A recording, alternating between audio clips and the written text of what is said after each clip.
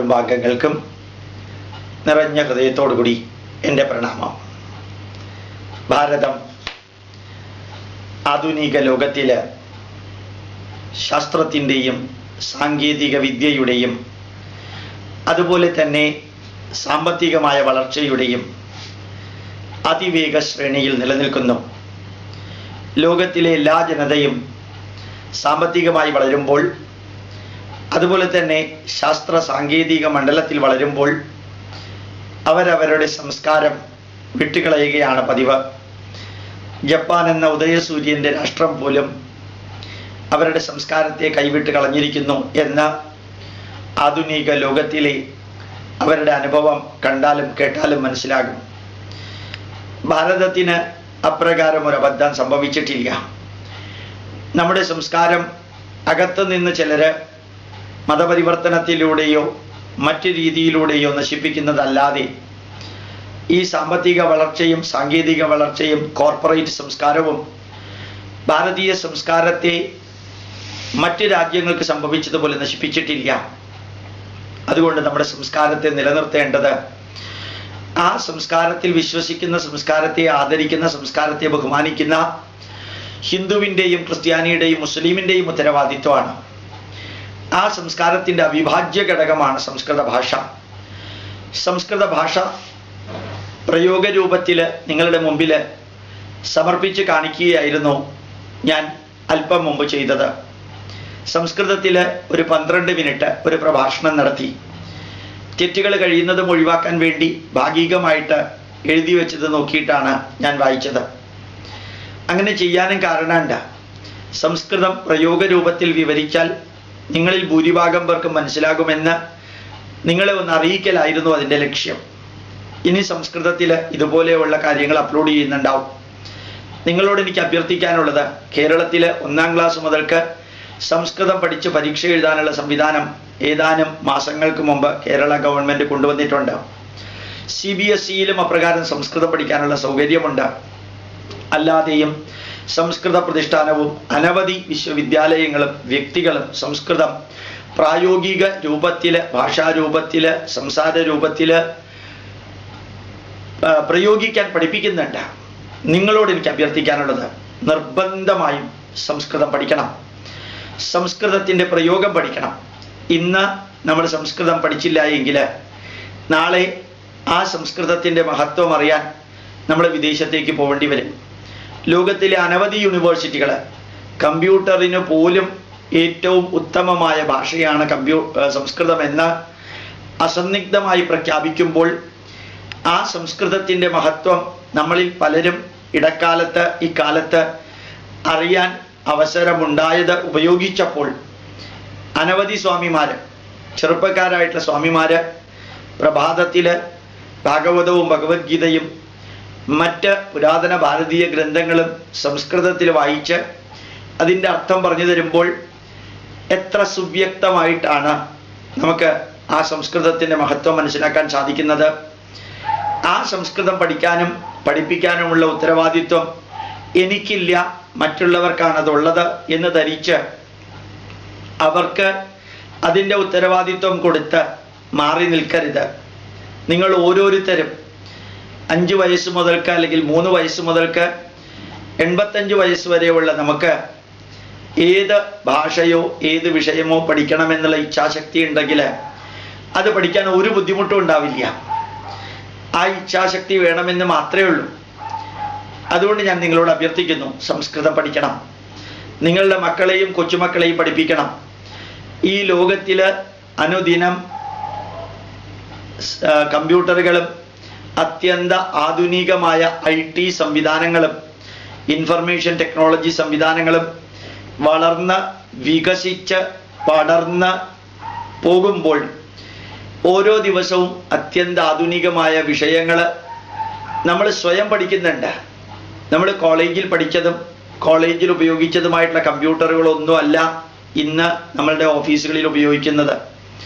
പക്ഷേ കോളേജിൽ പഠിച്ച ആ വിവരത്തിൻ്റെയും അറിവിൻ്റെയും ഒരു എക്സ്ട്രാപ്പൊളേഷൻ നടത്തി കമ്പ്യൂട്ടറുമായി ബന്ധപ്പെട്ട, മൊബൈൽ ഫോണുമായി ബന്ധപ്പെട്ട, ഇൻഫർമേഷൻ ടെക്നോളജിയുമായി ബന്ധപ്പെട്ട ഏത് ഉപകരണങ്ങളുമായി ബന്ധപ്പെട്ട എല്ലാ കാര്യങ്ങളും വീണ്ടും കോളേജിൽ പോയി പഠിക്കാതെ നമ്മൾ സ്വയം പഠിക്കുന്നുണ്ട്. അപ്പോൾ പലതും നമുക്ക് സ്വയം പഠിക്കാൻ സാധിക്കും. ആധുനികമായ പലതും നമ്മളിൽ പലരും പഠിച്ചിട്ടില്ല. ഇന്ന് ഇൻകം ടാക്സ് റിട്ടേൺ ഫയൽ ചെയ്യുന്നത് ഓൺലൈനാണ്. അതുപോലെ തന്നെ സെയിൽസ് ടാക്സ് ഓൺലൈനാണ്.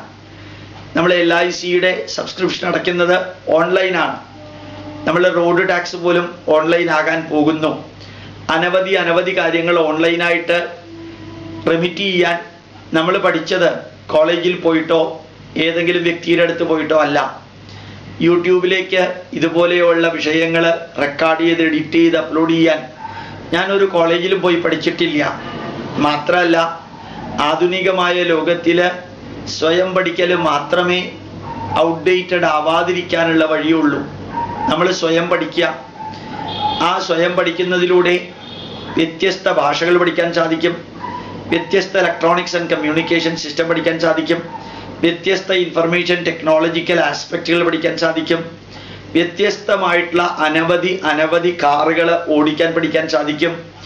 ഓരോന്നും സംഭവിക്കുമ്പോൾ അതിന് പരിഹാരം കാണാൻ നമുക്ക് സ്വയം സാധിക്കുമെങ്കിൽ, ഇവയെല്ലാം സ്വയം പഠിക്കാൻ സാധിക്കുമെങ്കിൽ, അല്ലെങ്കിൽ ചെറിയ ഒരു സപ്പോർട്ട് മറ്റുള്ളവരിൽ നിന്ന് ലഭിച്ചാൽ പഠിക്കാൻ നമുക്ക് സാധിക്കുമെങ്കിൽ, ഈ ഇൻ്റർനെറ്റും ഇമെയിലും യൂട്യൂബും ഫേസ്ബുക്കും ട്വിറ്ററും എല്ലാം അതുമായിട്ട് ഒരു ബന്ധവുമില്ലാത്ത സാധാരണക്കാർക്ക് പോലും ഇന്ന് സാധിക്കുന്നു എങ്കിൽ, അൾട്രാ മോഡേൺ സൂപ്പർസോണിക് ആയിട്ടുള്ള മൊബൈൽ ഫോൺ ഉപയോഗിച്ച് ലോകത്തിൽ ആരോടും സംസാരിക്കാനുള്ള സാമർഥ്യം വിദ്യാഭ്യാസം ഇല്ലാത്തവർക്ക് പോലും വികസിപ്പിച്ചെടുക്കാൻ സാധിക്കുമെങ്കിൽ, ഞാൻ നിങ്ങൾക്ക് വാക്ക് തരുന്നു, സംസ്കൃതം പഠിക്കാൻ നിങ്ങൾക്ക് സാധിക്കും.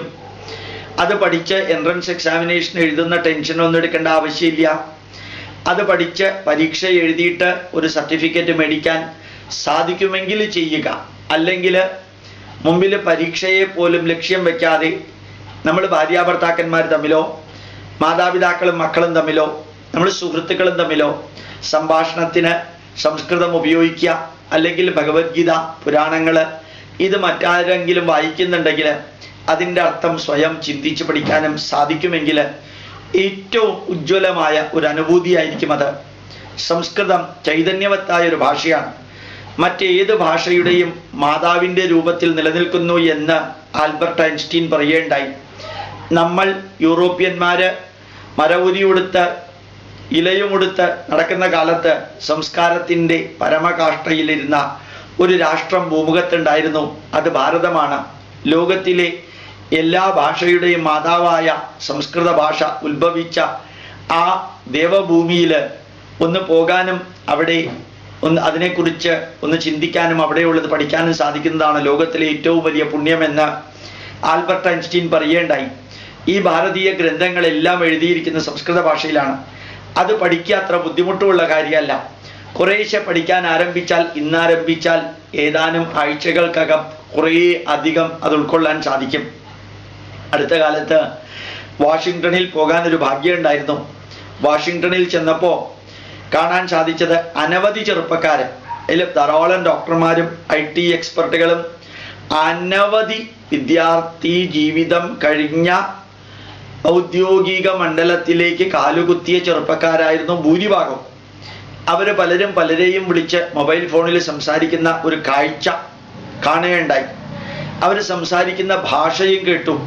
എനിക്കും ചിദാനന്ദപുരി സ്വാമിക്കും ശശികല ടീച്ചർക്കും മറ്റും അവിടെ ഉണ്ടായിരുന്നവർക്കും വാഷിങ്ടണിൽ ഉണ്ടായിരുന്നവർക്ക് അതൊരു അത്ഭുതകരമായ അനുഭവമായിരുന്നു. മിക്കവാറും യുവാക്കളെല്ലാം മൊബൈൽ ഫോണിലൂടെ മറ്റുള്ളവരോട് സംസാരിക്കുന്നത് സംസ്കൃതത്തിലായിരുന്നു. ഇത് അമേരിക്കയിലെ വാഷിങ്ടണിലെ കാര്യമാണ് ഞാൻ പറയുന്നത്. അങ്ങനെ സംസാരിച്ചവരെ ധാരാളം പേരെ എനിക്കിതിനു മുമ്പ് അമേരിക്കയിൽ പോയപ്പോൾ പരിചയമുണ്ടായിരുന്നു. അങ്ങനെ സംസ്കൃതത്തിൽ സംസാരിച്ചവരാരും സന്യാസിമാരായിരുന്നില്ല. അവർ സംസ്കൃതം പഠിച്ച് MA BA നേടിയവരും ആയിരുന്നില്ല. അതിൽ ഭൂരിഭാഗവും നല്ല ഡോക്ടർമാരായിരുന്നു. അതിലൊരാൾ അമേരിക്കയിൽ MBBSന് ടോപ്പ് മോസ്റ്റ് മേടിച്ച ആളാണ്. 99.99% മാർക്ക് വാങ്ങി അമേരിക്കൻ പ്രസിഡന്റ് ബുഷിൻ്റെ സ്വർണ്ണ മെഡൽ വാങ്ങിച്ച മലയാളിയായ ഇന്ത്യക്കാരനായ മലയാള തനിമയുള്ള ഒരു വ്യക്തിയാണ്. അദ്ദേഹം MBBSും MTechും ഒരുമിച്ചെടുത്ത ആളാണ്. എന്ത് ഗംഭീരമായിട്ടാണ് അദ്ദേഹം സംസ്കൃത ഭാഷ മൊബൈലിലൂടെ സംസാരിക്കുന്നത്. അദ്ദേഹം മാത്രമല്ല, ചെറുപ്പക്കാരനായ അദ്ദേഹം മാത്രമല്ല, മറ്റുള്ളവരും സംസ്കൃതത്തിൽ സംസാരിക്കുന്ന കേട്ടപ്പോൾ അത്ഭുതം തോന്നി. പണ്ട് പി പരമേശ്വർജി പറഞ്ഞൊരു വരിയുണ്ട്, ഭാരതീയ സംസ്കാരം നശിക്കില്ല, ഭാരതീയ സംസ്കാരം തളരില്ല, തകരില്ല. അത് ഭാരതത്തിൽ നിലനിൽക്കുമോ വിദേശത്ത് നിലനിൽക്കുമോ എന്ന് മാത്രമേ സംശയമുള്ളൂ. അങ്ങനെയാണെങ്കിൽ ഈ സംസ്കൃതവും ഭാരതീയ സംസ്കാരവും പഠിക്കാൻ നമ്മൾ അമേരിക്കയിലേക്കോ ജർമ്മനിയിലേക്കോ പോകേണ്ടി വരുന്നതിന് മുമ്പ് ഞാൻ നിങ്ങളോട് അഭ്യർത്ഥിക്കുന്നു, നമ്മുടെ സംസ്കാരത്തിൻ്റെ ആചാരങ്ങള്, വിചാരങ്ങള്, വിശ്വാസങ്ങള്, സങ്കല്പങ്ങള്, സന്ദേശങ്ങള്, അനുഭവങ്ങള്, കഥകള് സംസ്കൃതത്തിലാണുള്ളത്. സംസ്കൃതത്തിലെ ചില വാക്കുകൾ മതി വലിയ ഒരു സന്ദേശത്തിൻ്റെ ആകത്തുക നൽകാനായിട്ട്. സത്യം വദ, അത് മതി അത്രയും ഗംഭീരമായിട്ടുള്ള ജീവിതത്തിൻ്റെ ഒരു വീക്ഷണം തന്നെ മാറ്റാൻ.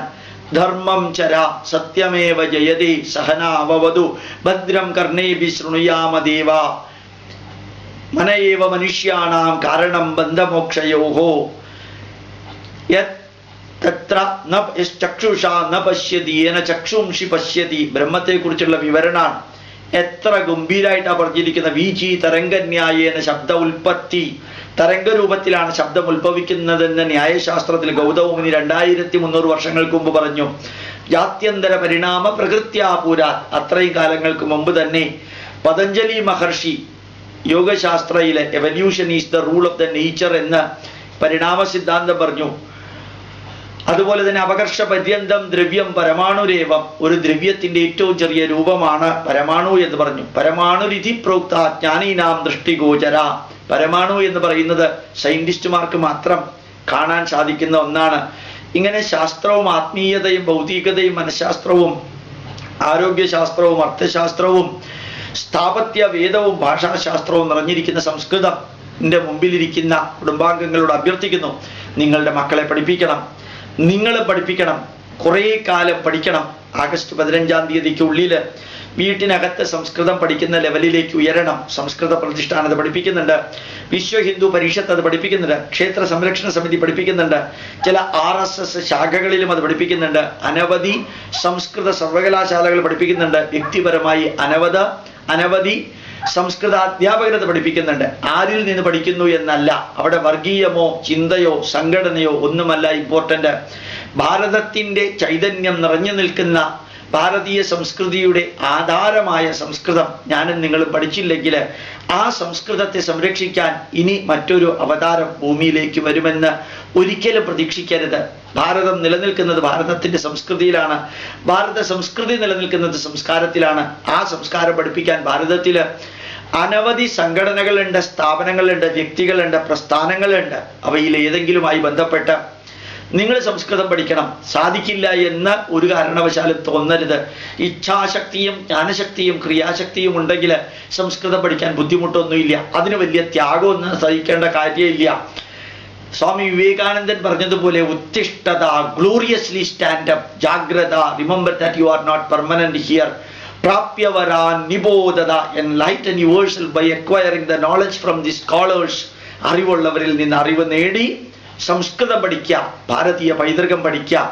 ഇതിന് മറ്റൊരാളെ കാത്തു നിൽക്കാതിരിക്കുക, സാധിക്കില്ലെന്ന തോന്നൽ മാറ്റുക, ശ്രമിക്കാമെന്ന വാക്കുപയോഗിക്കാതിരിക്കുക, ശ്രമിക്കുക, പഠിക്കുക. നമുക്ക് സാധിച്ചാൽ ഭാരതീയ സംസ്കാരത്തിൻ്റെ ആധാരശിലകളായ സംസ്കൃത ഭാഷ ലോകമെമ്പാടും പഠിപ്പിക്കാൻ സാധിക്കും. മറ്റുള്ളവർ നമ്മളെ പഠിപ്പിക്കാൻ വേണ്ടി കാത്തിരിക്കാതിരിക്കുക, സ്വയം പഠിക്കാൻ ശ്രമിക്കുക. ഈ യൂട്യൂബിൽ അപ്ലോഡ് ചെയ്യുന്ന ഈ വരികളുടെ മാത്രം ആവേശത്തിൽ പഠനം തുടങ്ങരുത്. ഉറച്ച തീരുമാനം, കുറേയധികം ഞാൻ പഠിക്കും, അത് സംഭാഷണത്തിലൂടെ മറ്റുള്ളവരോട് പ്രയോഗിക്കാൻ ശ്രമിക്കും. സംസ്കൃത ഭാഷ ചൈതന്യവത്തായ സംസ്കാരത്തിൻ്റെ, ഈശ്വരൻ്റെ ദേവഭാഷയാണ്. അതാണ് വേദത്തിൻ്റെ ഭാഷ, ഇതിഹാസത്തിൻ്റെ ഭാഷ, അതാണ് പുരാണത്തിൻ്റെ ഭാഷ, ദർശനങ്ങളുടെ ഭാഷ, ഉപവേദങ്ങളുടെ ഭാഷ, വേദാംഗങ്ങളുടെ ഭാഷ. APJ അബ്ദുൽ കലാം ഗ്രീസിൽ ചെന്നപ്പോൾ സംസ്കരിച്ച ഭാഷ അതാണ്. അതുപോലെ തന്നെ ലോകത്തിലെ പ്രഗത്ഭരായിട്ടുള്ള വ്യക്തികൾ സംസ്കൃതം പഠിക്കാൻ തുടങ്ങുമ്പോൾ അതിൻ്റെ അവകാശികളായ ഞാനും നിങ്ങളും ആ സംസ്കൃതം പഠിച്ചില്ലെങ്കിൽ മറ്റൊരാളത് പഠിച്ച് സംരക്ഷിക്കുമെന്ന് ധരിക്കരുത്. മറ്റുള്ളവർ പഠിക്കുകയോ പഠിക്കാതിരിക്കുകയോ ചെയ്യുന്നത് നമുക്ക് പഠിക്കാനും പഠിക്കാതിരിക്കാനും ഒരു കാരണമാവരുത്. നമ്മൾ പഠിക്കുന്നത് നമുക്ക് വേണ്ടി, നമ്മൾ അറിയുന്നത് നമുക്ക് വേണ്ടി, നമ്മളുടെ തീരുമാനം നമുക്ക് വേണ്ടി, മറ്റുള്ളവരെന്ത് ചെയ്യുന്നില്ല എന്ന് അന്വേഷിക്കാനുള്ള ഉത്തരവാദിത്വം ഏറ്റെടുക്കാതെ മറ്റുള്ളവരെയും പ്രോത്സാഹിപ്പിച്ച് നമ്മളും പ്രോത്സാഹിപ്പിച്ച് സംസ്കൃതം പഠിക്കുക. അടുത്ത കാലത്ത് അനിൽകുമാർ എന്നൊരു വ്യക്തി സൗദി അറേബ്യയിൽ നിന്ന് വിളിച്ചിരുന്നു. അദ്ദേഹം പറഞ്ഞു 1.5 മണിക്കൂർ സാറിൻ്റെ ഒരു പ്രഭാഷണം വേണമെന്ന്. മൊബൈൽ ഫോണിലൂടെ, ഇവിടെ നിന്ന് ലാൻഡ് ഫോണിലൂടെ അദ്ദേഹത്തിനെ മൊബൈലിൽ വിളിച്ചു. അദ്ദേഹം അത് സ്പീക്കറിലിട്ട മൈക്കിന്റെ അടിയിൽ വെച്ചു കൊടുത്തു. 100ഓളം വരുന്ന ശ്രോതാക്കള് ഭാരതീയ പൈതൃകത്തിന്റെ അഗാധ തലത്തിലേക്ക് എത്താൻ ആ മൊബൈൽ ഫോണിനെ സ്പീക്കറിൽ വെച്ച് മൈക്കിന്റെ അടിയിൽ വെച്ച് മുമ്പിലിരിക്കുന്ന 100ഓളം പേർക്ക് ആ സന്ദേശങ്ങൾ എത്തിക്കാൻ സാധിച്ചു. കഴിഞ്ഞ കുറച്ച് മാസങ്ങൾക്ക് മുമ്പ് ന്യൂയോർക്ക് യൂണിവേഴ്സിറ്റിയിൽ 2.25 മണിക്കൂർ 45+45+45 മിനിറ്റ് ഇംഗ്ലീഷിലും മലയാളത്തിലും മിക്സഡായും വിദ്യാർത്ഥികൾക്കും മാതാപിതാക്കൾക്കും അല്ലാത്ത ക്രൗഡിനും ക്ലാസ് എടുക്കുകയുണ്ടായി. തിരുവനന്തപുരത്ത് എൻ്റെ കസേരയിൽ ഇരുന്നു കൊണ്ട് 2.25 മണിക്കൂർ 460ഓളം പേർക്ക് ന്യൂയോർക്കിൽ ക്ലാസ് എടുക്കാൻ സാധിച്ചപ്പോൾ എനിക്ക് നിങ്ങളോട് പറയാനുള്ളത്, സംസ്കൃതം പഠിക്കാൻ അവിടെ താല്പര്യമുള്ളവരുണ്ടെങ്കിൽ മൊബൈൽ ഫോണിലൂടെ പഠിക്കാം, അല്ലെങ്കിൽ ഇന്റർനെറ്റിലൂടെ പഠിക്കാം, അല്ലെങ്കിൽ ആരെയെങ്കിലും ബന്ധപ്പെട്ട് പഠിക്കാം. എവിടെ നിന്നാ പഠിപ്പിക്കാനുള്ള ആളെ കിട്ടുക എന്ന് അന്വേഷിച്ചുകൊണ്ട് ആരുടെ അടുത്തേക്ക് പോവേണ്ട കാര്യമില്ല. പോയാലും ചിലപ്പോൾ കിട്ടിയെന്ന് വരില്ല. അന്വേഷിപ്പിൻ, കണ്ടെത്തും, മുട്ടുവിൻ, തുറക്കപ്പെടും, ചോദിപ്പിൻ, ലഭ്യമാകപ്പെടും എന്ന 3 വരികൾ ബൈബിളിലുണ്ട്. ഒരു പക്ഷേ ഏറ്റവും ശരിയായിട്ടുള്ള വരികൾ ബൈബിളിലുള്ളത് ഇത് 3 മാത്രമായിരിക്കാം. ഏതായാലും ആ സന്ദേശം നമ്മുടെ ജീവിതത്തിൽ പകർത്തുകയാണെങ്കിൽ ധന്യമായ രീതിയിൽ സംസ്കൃതം പഠിക്കാൻ സാധിക്കുമെന്ന് പറഞ്ഞുകൊണ്ട് പ്രണാമം, നമസ്കാരം.